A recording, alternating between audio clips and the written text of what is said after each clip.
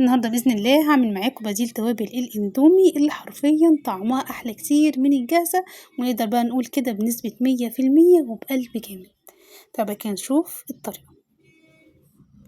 أول حاجة معايا بقى كده نُص معلقة صغيرة من الكمون، ربع معلقة صغيرة من الشطة، معايا كمان ربع معلقة صغيرة من الجنزبيل البودرة، وكمان معلقتين صغيرين من التوم البودرة، مع معلقة صغيرة ممسوحة من الملح، وكمان مرقة. تمام، طيب بعد طبعًا ما المَيّة تغلي بقى عندي كده، هابدأ أنزل بقى كده بالنودلز.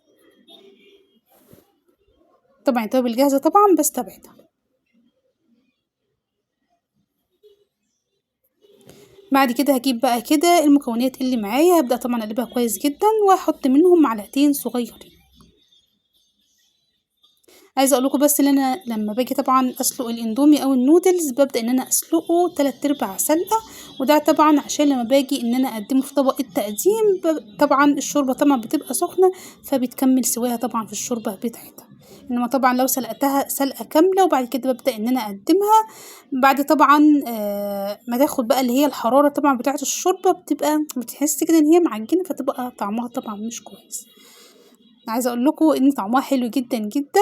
عايزة أقول لكم كمان إن قابلت عليه من ابني وأنا طالعة بيها كده يعني وأنا باقدّمها له كده، بيقول لي: "يا ماما ريحتها تجوّع."